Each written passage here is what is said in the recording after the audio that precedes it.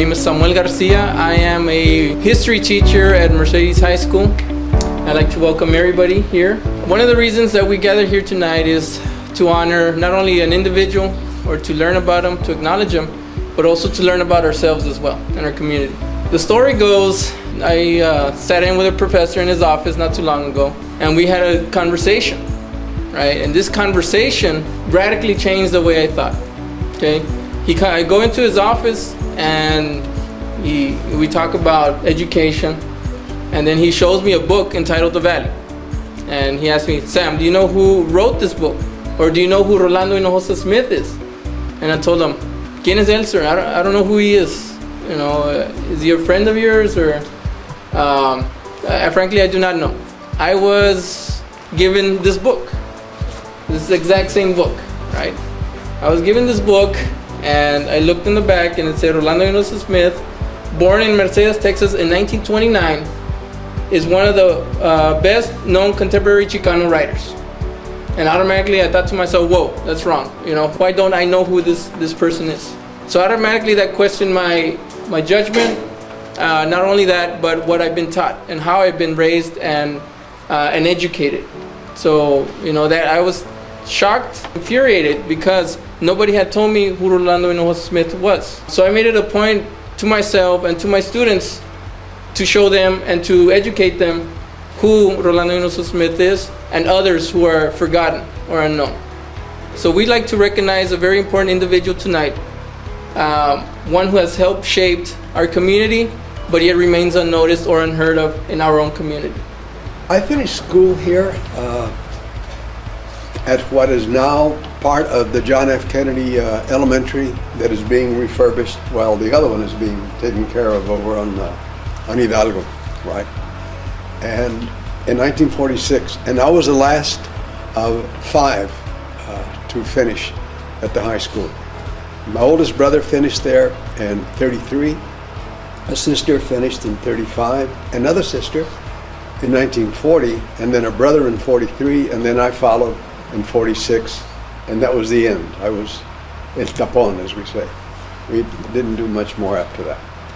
My 2 older brothers went in the Army, and one Navy, 1 Army during World War II. And then when I graduated, it was already over, but I enlisted in the service.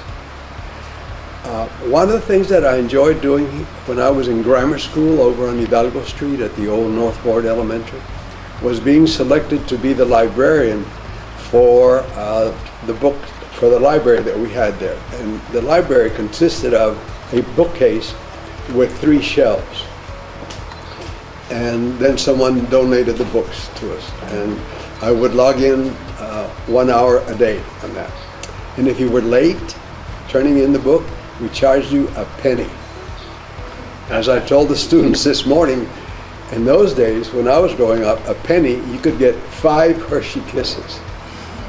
That ought to tell you about, I don't even know, what do they cost now? A nickel piece probably? $1.50. That's probably close. I think Dr. Waters is a little closer than I am to that. But anyway, that was my first inkling. And then when I went to UT after my Army service, I got a job at the library there again. Thanks to a girl from Brownsville that I used to date who had a friend who worked at the library. So Valley people are always sticking together, you know.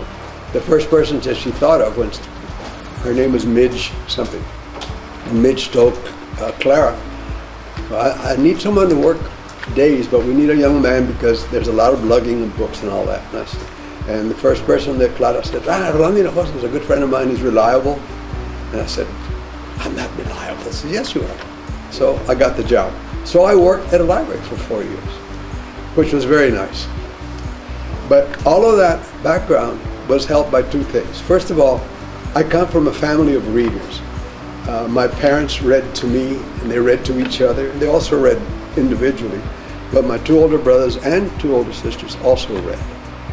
But I wanted to be a writer since I guess I was 12 or 13. And the first story I ever wrote was in Spanish. I used to go spend the summers in a village called Arteaga. It's in the state of Coahuila. It's about 15 kilometers from Saltillo, but higher, so it was cooler. And at night, you could see Saltillo down below, all lit up.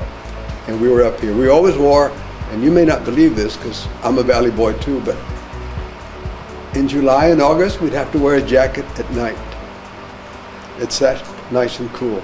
And then to come back home in August, and it was 120 or 1,000 degrees. I don't know, it was just terrible. So I went, and I just loved going over there because of that. But it's very cold country. There's no oranges, and I'm used to citrus fruit like you all, but we had apricots, and pears, and apples, and grapes, of course. And that's when I got the idea to write the very first story I ever wrote in Spanish. I didn't have a title because I didn't know enough about writing to put a title that went with it. But it was about two campesinos.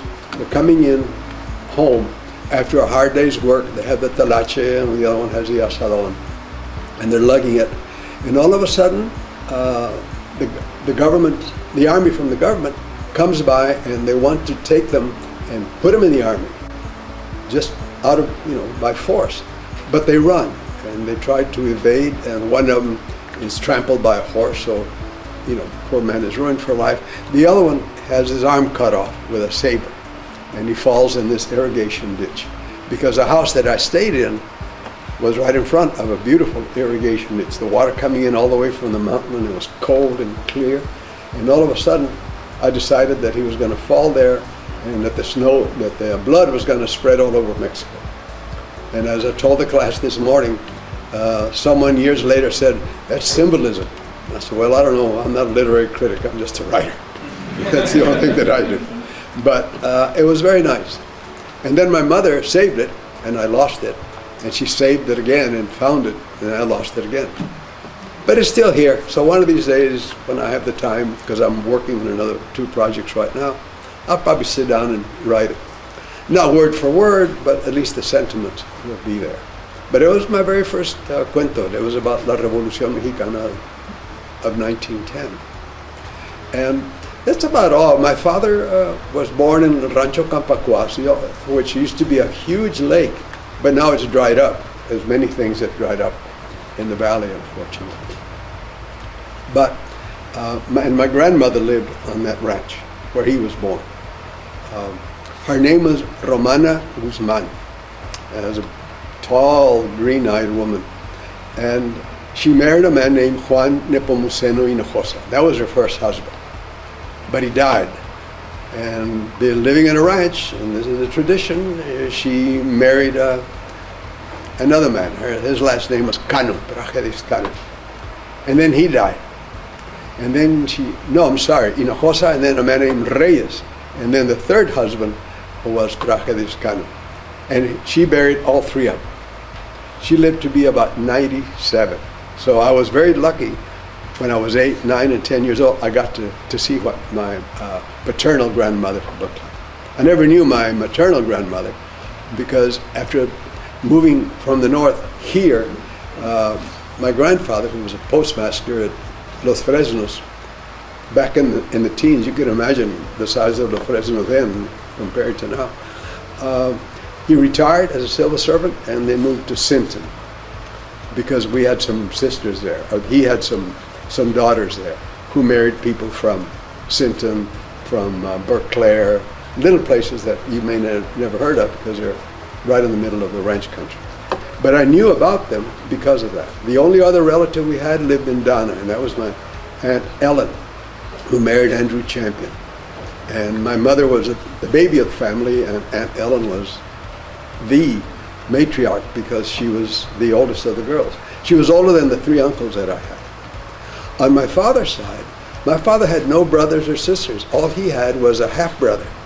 But that half-brother, Tío Julián, lived in Mercedes, so that kept the family going. But then when he passed away, it was just Dad and us.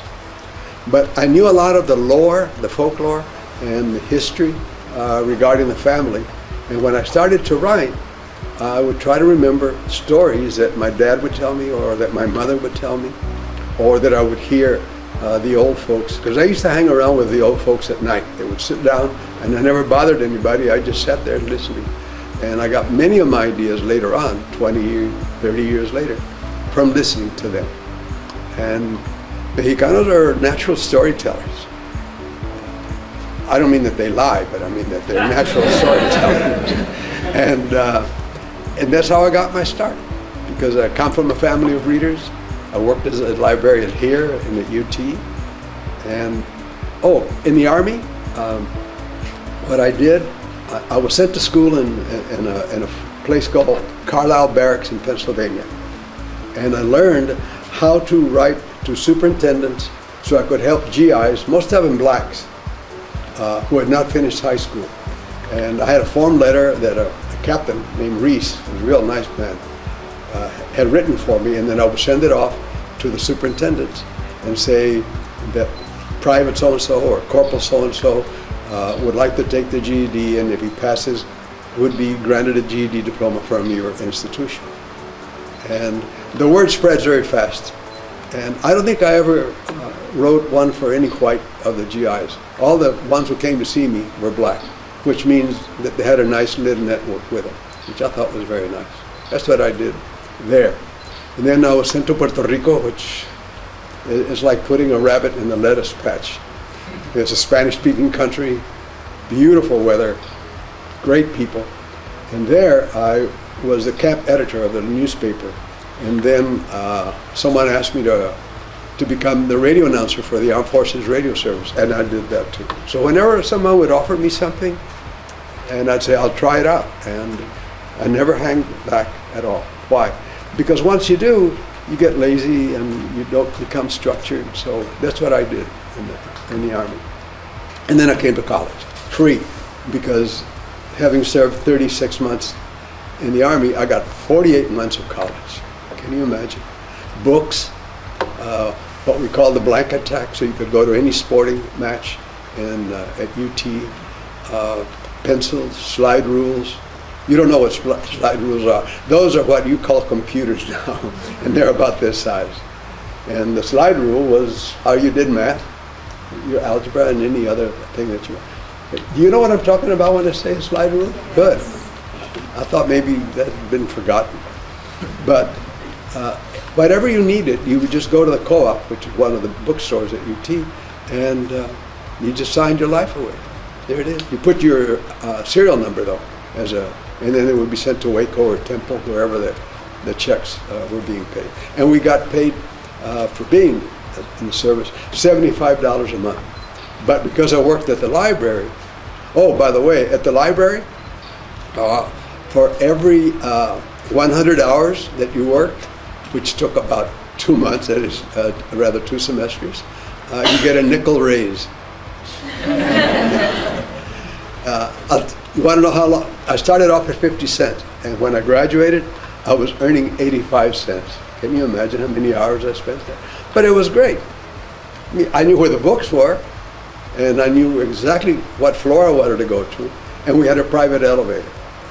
So I would either be studying between the books stalls, or I would be going up and down the elevator finding the book that the students wanted. So it was a very nice academic life. I also had a social life, but that's my business. Right? No, I dated girls from the valley. No, one was away from the valley. She was from El Campo, una bolilla, can you imagine? From El Campo, racist little town. It's just like Wharton. There were certain towns that we knew where La Rosa was not going to be served, or at least they would be ignored if you even sat on the restaurante someplace.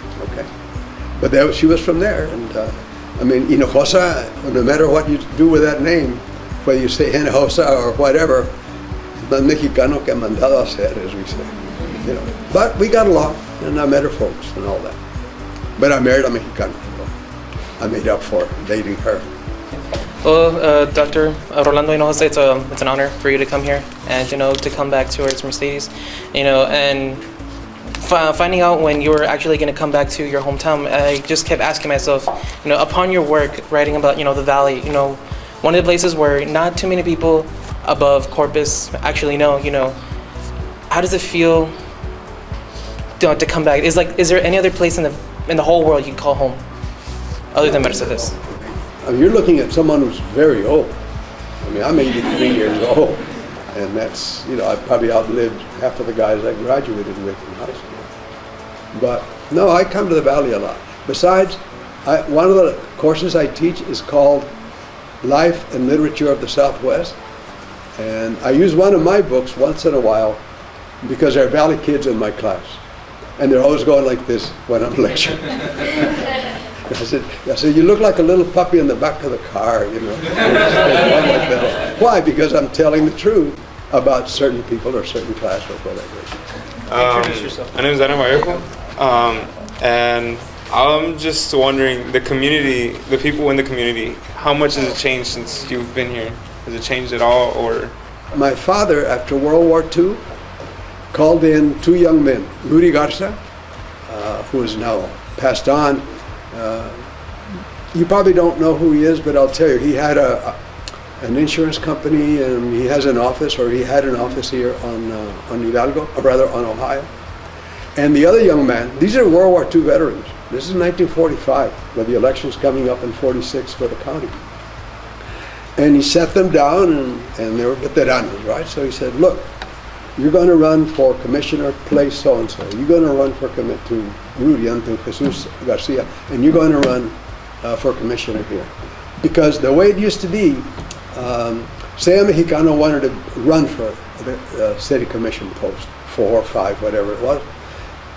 What the Bolillos would do, they would present an Anglo candidate, but they would also hire a Mexicano candidate, and that would split the Mexicano vote.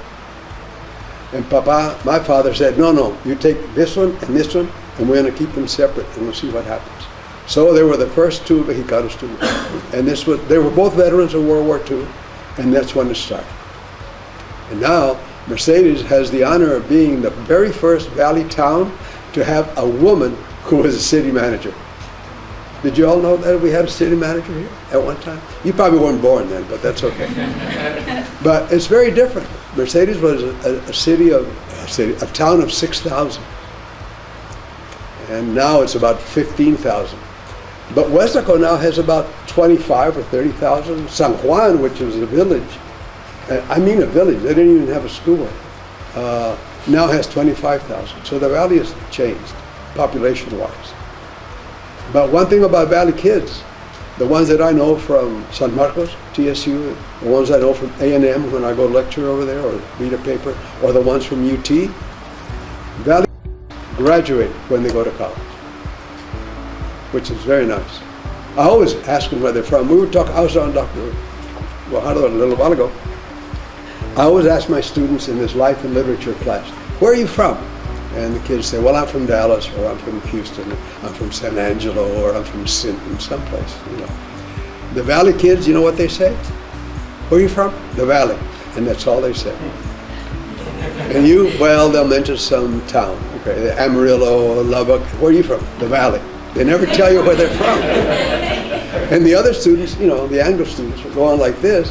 And I said, I'm going to have to explain why they say the Valley. I says, they may not like each other on Friday night football, but once they leave the Valley, they are it.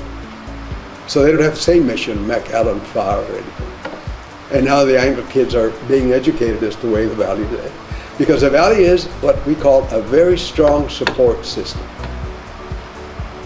I mean, you're very proud of the Valley. You like living here. If you leave and get a degree, then you turn right around and head on 77 or 281. It's a strong support system. Family is here, you have your own history, and that's what makes it. Yeah. So they never say where they're from. Then you have to break them down. Where are you from? Sherryland. Oh, okay. And you are La Feria. Fine. You know.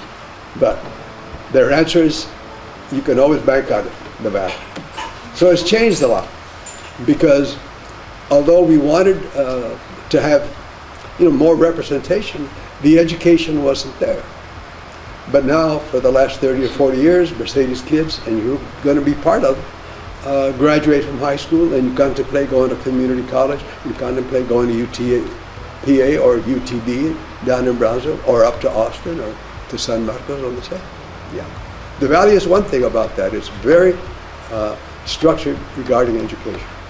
Since your visit back to Mercedes, has the evolution of this community changed for the better or for the worse? The very first Mexicano who was a football captain in football in Mercedes was in the 40s. It was Joe Adame, whose parents had a butcher shop right here on Hidalgo. You know where the Blue Bar is? That was a butcher shop. And they lived upstairs in the second story. Okay. The second one was Beto Solis, Robert Solis. And then that must be 1941. And then my brother was a captain in 43. So that started the ball rolling. But in places like Harlingen, you wouldn't even find Mexicanos on the football team. So Mercedes has always been a very special place in that regard. Donna also had Mexicanos. Hueslaco was almost like Harlingen, not the most receptive city that there was. But those are the things that passed then, and I don't care about then. I care about you all and, you know, our current situation. And y'all didn't just come here and stay in school just because by luck. You had to have someone in some prehistory that someone was already graduating. The year before I finished in 46, Herbie de Leon, his daddy was a barber up there on Missouri.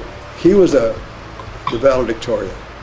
When we were a minority in school, but my graduating class of 1946 had a big class. It was 46 students. That was the biggest graduating class they had ever had.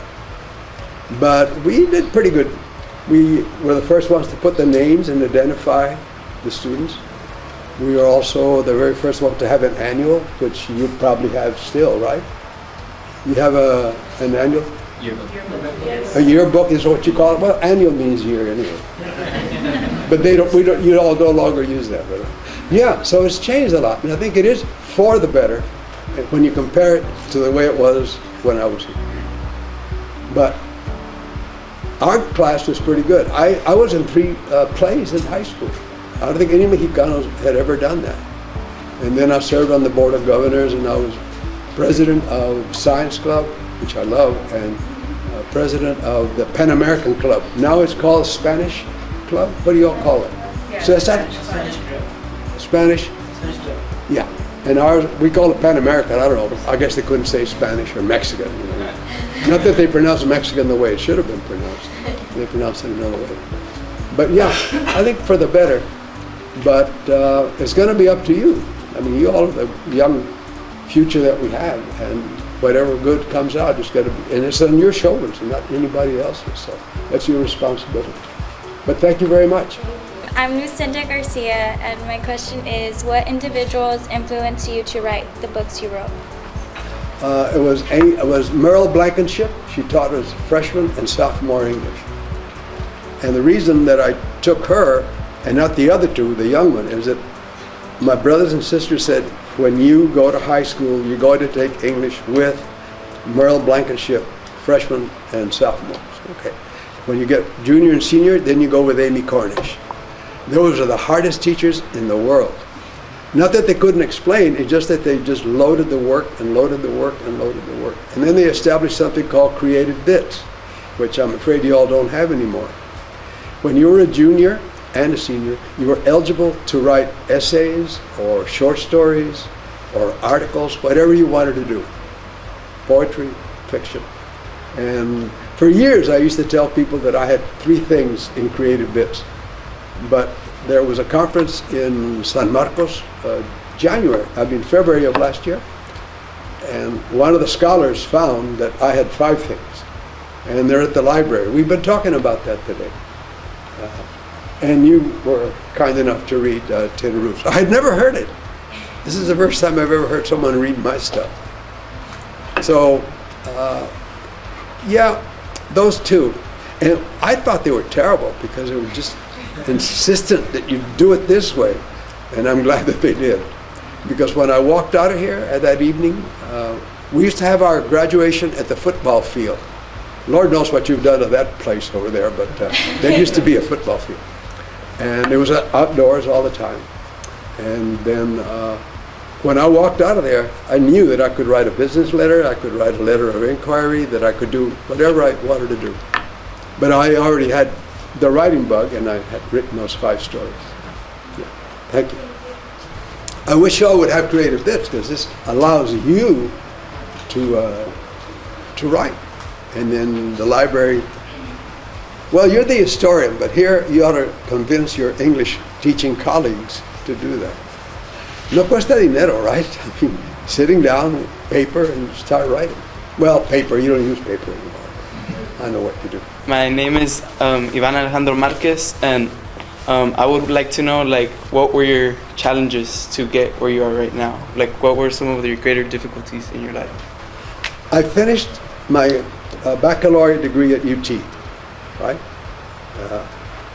And I went to teach high school in Brownsville. And then, after a year or two, I resigned or quit to go work for a chemical company.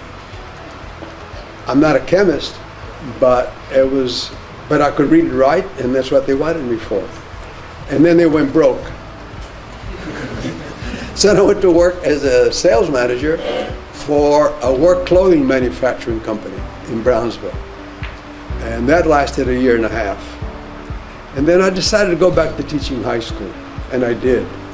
And I loved it, I really did. But a friend of mine named Napoleon Hernandez came one day and he said, you know, you and I are veterans. We can take a FSEE, the Federal Service Entrance Exam. And if we pass it, or even if we make a 90, they'll give us 10 points because we're vets, so we'll get 100. So he went to work for the Air Force, I went to work for Social Security, as I mentioned. And the reason that I did that, instead of staying with high school, is that I was starving in high school. I mean, God, I was making $2,800 a year. Isn't that amazing? But I love to teach. But I said, when I passed my exam, the Federal Service Entrance Exam, I went to school in Houston for that, to train you to do that. And then I was sent to Corpus, and from Corpus I was sent to Brownsville. And then that's when I became in charge of the Mexican claims by the clients there. But I told the boss there, his name is Gene Sheets, and I told Gene, I said, look, as soon as I save $1,800, I didn't have a car, and I didn't want a car. I wanted to save money. As soon as I save $1,800, I'm going to resign, and I'm going to go to college. I'm getting up in years now, right? And I have a wife and a little boy at the time. And that's what I'm going to do. Well, a year and so many months passed by, and I had saved $1,800. You see, because before that, a man named Ruben Torres, who was a state rep from Brownsville, and there's a street named for him and all that. When I was teaching high school, before I went to Social Security, he said, why don't you go this summer to Las Vegas, New Mexico? What's there? He told me, it's a nice little school, and it's cool, not like the Valley. And when I went there, I fell in love with it, and I said, I'm going to have to come back. So I passed that exam, I worked for Social Security, and when I saved those $1,800, I applied. I called the dean, Dean Farmer, and I said, hi, it's me, I'm so-and-so. I said, oh, I remember you. I said, I would like to re-enroll, and so they gave me 2 meals a day. I taught 1 class, and I also was the RA, the resident at the dormitory. And my wife was very happy with that, and the little girls were there, and that was it. Then I went to Illinois for the degree. So by the time I got my PhD, I think I was about 40, which is really old, right? Yeah, it is for a PhD, because many of my colleagues who are probably full professors by the time they're 40, or they're out of the academy, or they're teaching somewhere. And that was it. But once I had the degree and I went to teach at Trinity, my first job, and I was back in Texas, that's when I got the idea that I was going to do something. I was going to teach because I love to teach, but I said, I'm also going to write. And Tomas Rivera from Crystal City, down in the Winter Garden area, just north of Laredo, had written a novel that a former student of mine came by and he said, look at this short story in Spanish by this man named Tomas Rivera. And look at this interview with Tomas Rivera. So I read that, and then I met Rivera about a month later, just pura suerte, just by luck. Told him who I was, and it was at a meeting with the American Association of Teachers of Spanish and Portuguese, AATSP. But we didn't go to the conference. We walked all over San Marcos, Southwest Texas State at that time, and we talked about literature. And he said, "You writing anything?" I said, "Yeah, I have a little short story. It's going to be part of a novel. It's called Por esas cosas que pasan." I said, "I like the title." He said, "Let me read it." And he sent it off to Quinto Sol.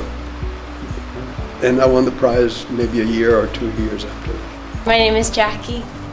My question was like, what kind of like aspects of the valley or like of your life do you try and bring to like your stories when you're writing?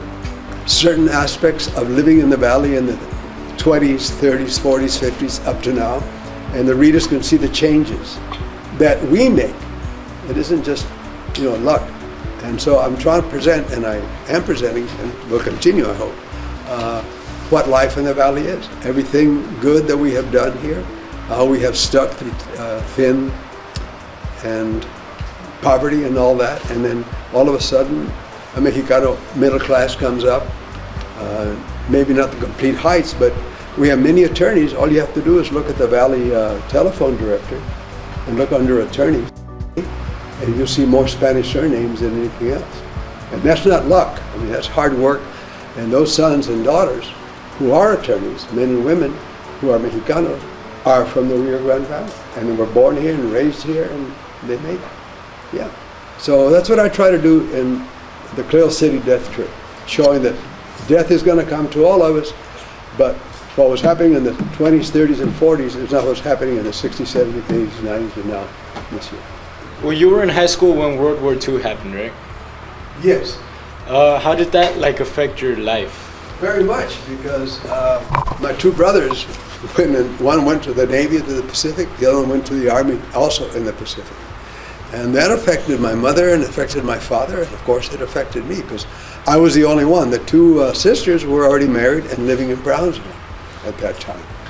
So I was affected very much, because my mother would write, and then they would answer. And one time when I was going to live in Arteaga in the summer, when I came home, my mother said, "Your brother Roy sent you a V-mail." And V-mails were one sheet of paper that was folded up into an envelope, and when you opened it, the envelope was the letter itself. So I saved that for 20, 30 years. I had it for a long time. So it affected me directly, because every day there could be someone going from the Western Union, saying that your son was injured or wounded or dead, or, So I was affected very much by it. But my service was nothing like theirs. I mean, that was really a terrible thing. Yeah, it affected me very much, because you never knew what was going to happen the next day. But in his ship, he's a middle brother, he was on the USS Mississippi, and the USS Mississippi was hit in Lingayen Gulf by a kamikaze plane. And then they went to Hawaii, they repaired it, and right back. And then they were hit again by another kamikaze in Okinawa. My brother had fought in Guadalcanal and New Britain, and he was wounded twice, once in New Britain, once in the Philippines. But he never came home on furlough. He left here on my birthday, the 21st day of January 1942, and I didn't see him back until August of 1945. 3 years, never had a day of furlough.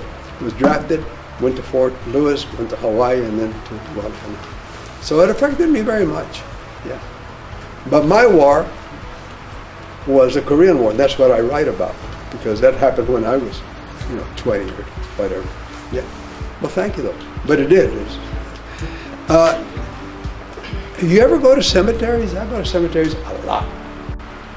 You don't? You have any idea how many Mexicanos are buried at the Mercedes Cemetery that were killed either in the Pacific or in Europe? I'll give you one statistic. 4 of the young men are not related, and their last name is Gonzalez. Right here in the Our Lady of Mercy, you know where that is, right? It parallels, 83. Yeah. But, and I knew most of those guys, because they were older, and of course you always look up to the people who are older. And that was very, Francisco Gonzalez, we call him La Burrita, and he was in D-Day in June, but he was killed in August. And you could tell where they died by the dates. Two of them died. One died in November of 44. The other one died in December of 44. And I said, the Battle of Bastogne. You know, when the Air Force couldn't protect them because it was cloudy, you know, for days on end. You could just tell. Two of them died in 1942, and I said, can't be Europe. It has to be in the Pacific. Yeah. So, yeah, I'm very history-minded. That's my minor for my baccalaureate, for my master's, and for the doctorate. Because if a writer doesn't know history, then you're not really going to write anything that's worth anything. The story you told, the two individuals, Rudy Garza and Mr. Garcia, I knew both of them, and for him to sit them down and tell them what to do, I'm curious about him. What was his history that led him to that? And my second question to you is, who are some South Texas writers that you would recommend, that you like? I'll begin with one, and then I'll get to the original. Americo Paredes was, he's now dead. Our family's married in 1848, and he found two corridos, two ballads where Hinojosa's and the Paredes from. Not from Brownsville, but from La Burrita, which is a little ranch pretty close to Matamoros. Anyway, and Americo was a professor at UT Austin. He has a very important book. He has many studies, but a very important book called With His Pistol in His Hand, which in Spanish translates as Con su pistola en la mano. Right? And it's a story where he presents the legend of this Texas Mexican, and then he presents the history. It's a very fair book. You know, the legend has this and this and this, very interesting. But the historical part is just as interesting because this really situates, you know, the protagonist. We also had many people who wrote nothing but Spanish. Pepe Diaz was a stringer. A stringer is one who is not employed regularly by a newspaper, but he contributes to the newspaper. You know, he's a reporter. And he was a stringer for the Herald, but more importantly, he was a stringer for La Prensa. La Prensa was a daily founded by the Lozano family in San Antonio in 1910, the year of the revolution. But it was a weekly. In 1912, it became a daily. And it lasted from 1912 to 1962. That's half a century. Now, in 62, they moved to California because the market, the Spanish reading market, was bigger in LA. It was already beginning to be softened in San Antonio, where they were. So Ignacio Jr., the son of Ignacio Sr., took it out there. Now the person who runs it is Ignacio Jr.'s daughter. And she's very active, and it's called La Opinión, but it's the same one. But I would recommend Americo Paredes above all, because it's a very serious book. And it's part of Central Texas, not necessarily the Valley, but Central Texas. When I knew him, I didn't know my dad till I was 4, because it's during the Depression, and he was working in Mexico, doing, you know, trading, buying, selling horses. And I wasn't baptized at 4 years of age. I was like a Moor, right? Un Moro. And my mother finally said, we have to go to San Diego and Duval County, run by George B. Parr and family, because that's where my prospective godfather was. But my father was also a policeman here for about 12 or 13 years under Hickman, Myron Hickman, I think, who owned a little hamburger joint called Popeyes, and everybody called him Popeye. So my father was a cop. But unknowingly to me, until one time I saw a little gold badge, and I asked him, I said, what's that? He says, oh, I'm also a deputy sheriff for Hidalgo County. I said, you're drawing 2 salaries from the state at the same time? He said, yeah. I said, you know, I was still in high school, but I knew that wasn't the best. I said, no se puede. He said, oh yeah, I'm a deputy sheriff. Who was a deputy sheriff? Bob Daniel, who was here forever and ever and ever. So my father, what he did, he worked for the precinct. And in order to get the Mexican vote, he would receive $1 and a 50-cent piece and a 25-cent piece, and it looked like saltwater taffy, like that. And the people would pay a poll tax. You had to pay to vote the poll tax. So They would give the people the money, and they would line up all of Texas and all Ohio, because we live right at the corner of Hidalgo and Texas Avenue. And that's how the Mexicans really voted very effective, because they had paid their poll tax. Now, Ralph and Elvira were half cousins, and they served as election judges, which was very nice. And my older brother and my older sister then also drove the Mexicanos over here to the old City Hall, which is just catty corner from here. So he was very politically involved in that way. So he was a cop in Mercedes, but he was also a deputy sheriff under Bob Daniel. And those names may not mean anything to you, but if you go to the museum in Edinburgh, I'm very sure that you can get those names. So my dad was very active. That's why he called Rudy Garza and Jesus Garcia to run. He says, we need to do this. And they did. Yeah. Very interesting man, my father.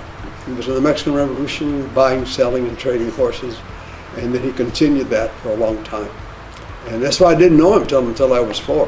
In fact, I began the thing that I published with Southwest Magazine. I said, I didn't know my father until I was 4 years old.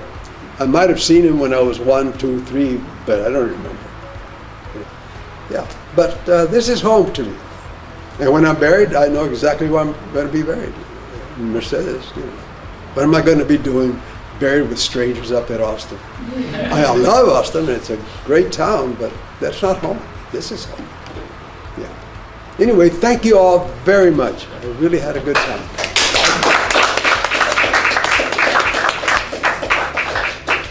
All right, thank you everybody for coming. This was something that we really worked for, and Dr. Hinojosa-Smith, you were gracious enough to have us here, or to come here and share your stories, and just your mere presence here, I guess, is very important for us to experience and to document. So we have a little token on behalf of the Voices of Mercedes. It says, to Dr. Rolando Hinojosa-Smith, this is given as a token of our gratitude for inspiring the students of Mercedes High School, with sincere appreciation for your contributions worldwide and everything you have done for Mercedes and the Rio Grande Valley. Thank you very much. So this is yours, sir.